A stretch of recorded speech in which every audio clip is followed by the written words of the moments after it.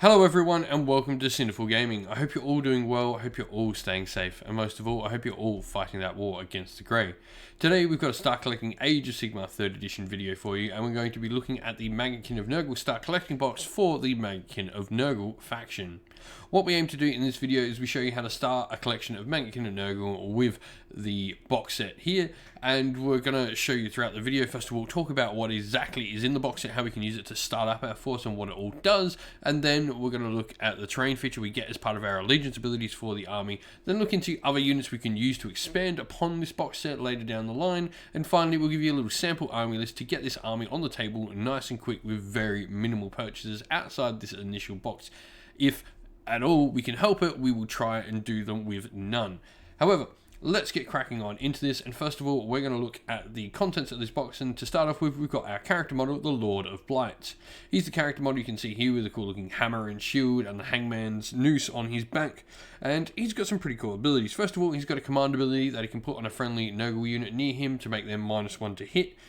He also adds +1 to his own save in combat, which is pretty solid as he's on a 4-up save, meaning he goes to a 3-up innately in combat. Nice. And also he's got a cool rule with the Munificent Bounty where he gives out a shooting attack to all the Blight Kings in a unit around him. So he gets to pick one unit and he gives them sort of a lesser version of his own shooting attack. His shooting attack is pretty cool with 3/3s, Ren 3 damage D3, only one shot though, but he gives out a 1-shot 4 and 3 no Ren damage 1 attack to a unit of Blight Kings, which can be, you know, a little bit of extra chip damage, potentially something to get rid of screens and stuff like that. Now we've got at the back, we've got the Pascal Blight Lords. Now this unit can actually be built with a character option. However, when starting out, I strongly recommend just building up 2 single Pascal Blight Lords. They're pretty cool. They're pretty similar to your Blight Kings in what they do. And we've also got 5 Blight Kings in this box set. So we'll talk about both units in the same, because Blight Lords thing is pretty much they fly and they're a little bit tougher because they're on some Maggotkin of Nurgle demons. However, they don't have the demon keyword. But both these units have a really cool rule where if they roll a 6 to hit, they actually get it to explode into D6 hits. So every time you roll a 6 to hit, you roll a dice after that, and that's how many wound rolls you make for that attack.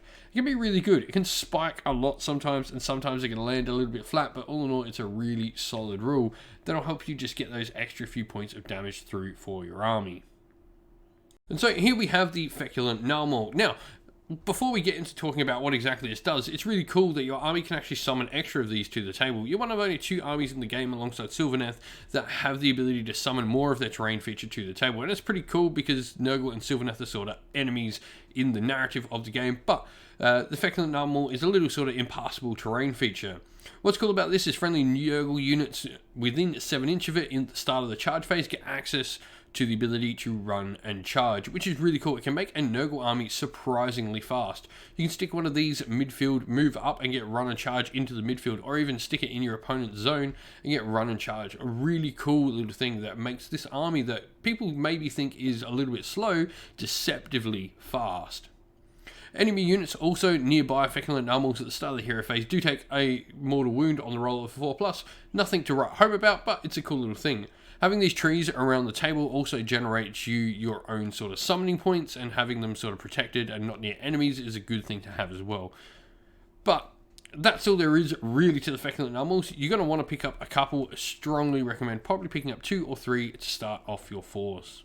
But how can we expand upon this army? First of all, we're going to look at the Harbinger of Decay. He's a great little defensive buff piece for the army. His main thing is he gives us access to a command ability that can make one of our Blight King units get a 5-up war save as if they had Disgusting Resilient like their demon friends. This is really cool. You generally put this on, say, one of your larger Blight King units. If you're taking like a unit of 10 or something like that, that larger unit, he's definitely going to be the one that wants to use that, and that can be a great way to have that unit as an anvil, whether in your own backline or pushing it forward into a midfield or even into your opponent's territory. Using that sort of cobweb there to have a piece and a unit that's going to be really hard to remove. Remembering Blight Kings have a decent amount of wounds each, and they also, just with a 5-up ward, they're going to actually do not too shabby because they've got a decent armor save to start with.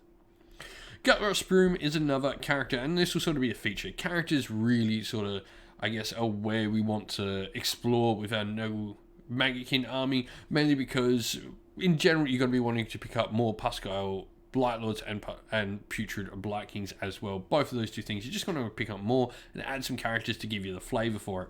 Now, Gut Broom, his sort of flavour he gives you an outflanking unit. Generally, it's really hard to sort of fit him in with 40mm bases. You really want to probably take a 5-man unit. You can take a 10-man, but it becomes much harder to sort of get them where you want. Him and a 5-man unit of Putrid Blight Kings popping on from any board edge they want. 9 inch away from enemies, 6 inch of the board edge is pretty cool and pretty useful. Once again, you can sort of set this up with trees for like after he's set up and then going into your turn after that, giving him run and charge near a tree. It's a really cool little useful tactical ability to have. Festus the Leech Lord is next, and he's here because I really love his spell. First of all, he's a mortal wizard, which is pretty cool, but also like his Curse of the Leper spell is just amazing, where it minuses 1 from save rolls for a unit. You can never target the same unit more than once. However, this spell effect lasts forever, which is really cool. It's really cool to see like a lingering effect like this on a wizard, so he's definitely worth a good shout. Of course, there's some other characters you can add to this, but definitely if you're wanting to look to expand into Maggotkin of Nurgle more, summoning is something that the army is part of, so you're wanting to go pick up some Nurgle demons. At the start, you're probably not going to need too many. I think Nurglings or just some Plague Bearers is an easy way to sort of get you started after you've sort of played around with that, and you definitely want some Feculent Nummels to summon as well, but this is definitely something to sort of think about getting into your Nurgle army. You could easily combine both Start Collecting boxes together to make a really interesting force with the ability to have some units that you can summon in some games.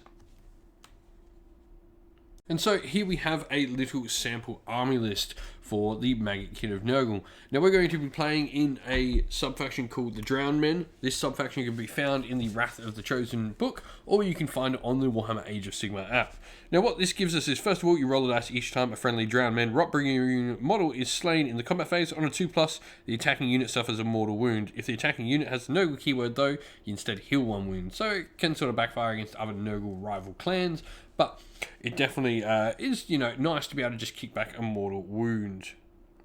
We then got a command trait we get access to for all our heroes, where you can reroll charge rolls for friendly Drowned Men units. This is really cool when you consider adding this onto some units that are coming in from outflank and stuff like that.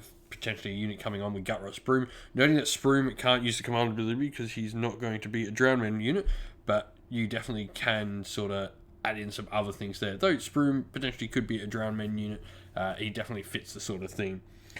Then we've got, for the artifact and the command trait, these are going to go on our Lord of Blights, who's going to be our general and our only character in the army. Now we've gone for a couple of grand strategies here, but I think Hold the Line is probably the best one. You definitely could go with some other solid ones of like trying to have more units left on the table because you are a super resilient army, or Predator's Domain, using like things like Nurglings that we've thrown into the army list here to sort of give you some more play. But definitely, I think Hold the Line is the best one, and Triumph Inspired +1 wound is pretty solid, especially if you can get it off on a time where you're getting a good load of 6s on those hits.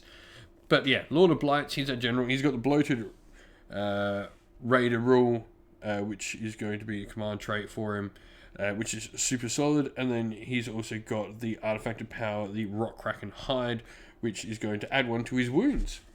Now we've got a command ability, Kneel Before the Plague, which you can use this command ability at the start of the combat phase. If you do so, pick 1 friendly Drowned Men Pascal Blight Lords unit that's wholly within range of a hero, and until the next hero phase you can add an unmodified wound roll for an attack melee where weapon is a 6, you add 1 to the range. So this can sort of pair up well, because you get your 6s that explode from your hits, and then you get your 6s from that, from your wound rolls, that are going to have the extra bit of range.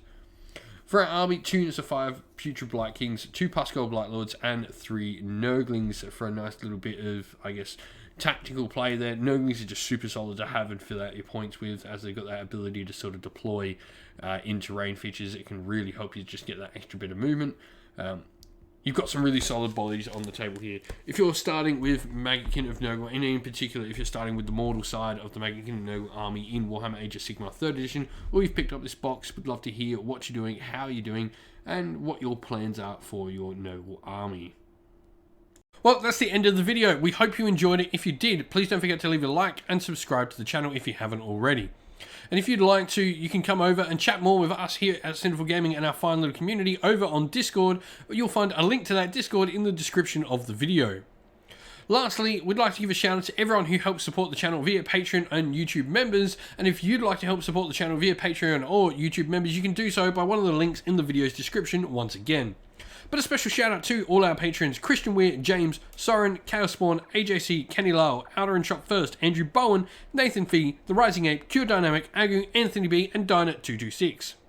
And another special shout out to our YouTube members: Greenridge Gaming, Kenton Young, Steve T, The Real Zeop, Chris Wallace, Turo12, Vinny, Lock Lorick, Matt Mollin, Becca Kinski Groupie, and the Johnny84.